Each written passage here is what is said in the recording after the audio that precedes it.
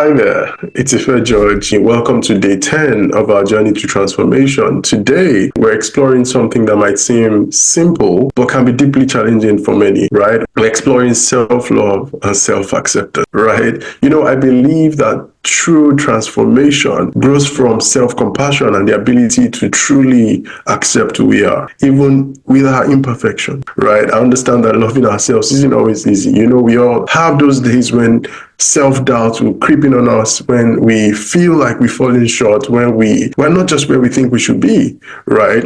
But here's the truth. I believe that accepting who you are, accepting that you're enough exactly as you are right now, and that every experience or every challenge and every perceived flaw is a part of your unique story. I believe that if you hold that as your mental position, it will be the springboard for you to improve. And here's the truth. Everything has lined up to make you who you are now, and it's the platform from which you design who you become. All right, real growth starts when you embrace your story with kindness and acceptance. The truth is, you are always all that you can be per time.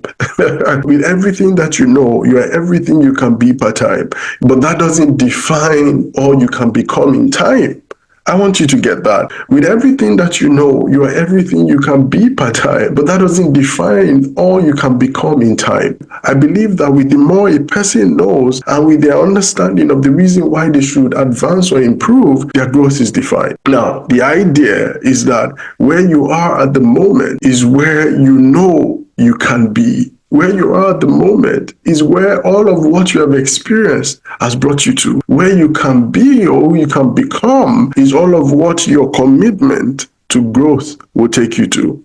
All right? And so as long as you are growing, your newness continues.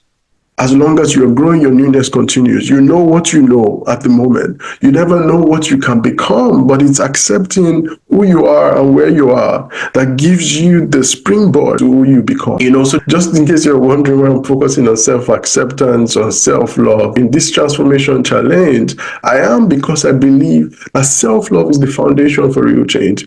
I believe that when we accept and care for ourselves, we are no longer driven by shame. We're no longer driven by fear. We are driven by a genuine love, respect, and a deep desire that brings out the best in ourselves. And this shift, as far as I'm concerned, creates sustainable, lasting growth. When we fall or when we fail or when we falter or when we notice a flaw, self-compassion gives us the strength to get back up. It gives us the strength to learn. It gives us the strength to move forward without tearing ourselves down. I've experienced several instances where a person talks down on themselves or they act so meanly to themselves because, they aren't proud of something they've done or the person they've become. And many times, what I've found many times is that it is even about things that they couldn't control. Now, it didn't matter at the time whether they could control the things that occurred or they couldn't. It is easy for people to loathe themselves regardless of the level of control they had in creating what they have become. And you see, many find it hard to genuinely love themselves. I believe this is because they're constantly comparing themselves to others.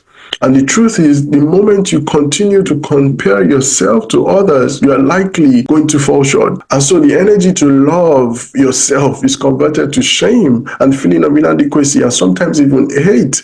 And so instead of having the inspiration for living authentically and growing genuinely, they are compelled to remain in hiding.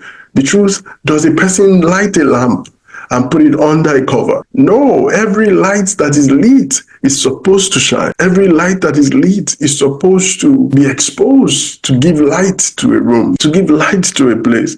I'd like to counsel if you let me. We never nurture anything we don't care about. Therefore, the degree to which we nurture anything will be based on the amount of love we have for the thing. I'd say love yourself genuinely. Learn from your past and keep going ahead with your life. I believe the only place worth going is ahead. And you want to do that intelligently, not with regrets of the past. Now let's put this into action. Self-care is more than an occasional treat or an indulgence, as many like to do. It's a way of showing ourselves that we matter. that we are worthy of care and attention. It's a way of nourishing and keeping our mind and body and spirit and making it possible for ourselves to show up as our best every day. A lot of people who practice self-love, in my view, often do so after they've experienced multiple sour experiences with others. Maybe, others taking advantage of them, disrespecting their space and their energies. So when they turn to self-love, what they're doing is often self-defense rather than self-nurturing. Right? They're protecting their energy, they're protecting their space, they're disallowing people from accessing them. I believe that no adverse experience needs to have occurred before you know to look out for yourself. Look out for yourself like you truly matter. I love this Jordan Peterson quote where he said, treat yourself like someone you're responsible for helping. And as we go on this transformation journey, I'd like you to take concrete steps in showing compassion toward yourself. And there are 5 ways that I'd like to share just to help. And you can build on that. Take time to rest. Give yourself permission to rest. It can be a hard world out there. And what many people are disposed to doing is hustling. Hustling because they consider that that's the way for them to thrive. The truth, you need to rest. Like I said in my last video, you cannot create sustained productivity from a place of chaos. So you need to rest. You need to take minutes and moments of the day to just observe yourself, to just relax, to just allow yourself function from its best state at all times. All right. Another thing you need to do is that you need to keep your body nourished. I talked about health. I think it was in my last video as well. But you need to pay attention to that. That's another way to care for yourself. And then there's the part where you need to set boundaries for yourself. That's the popular one where everybody wants to set boundaries so that other people can access them, right? But I consider setting boundaries as you enabling others to have their best experience with you.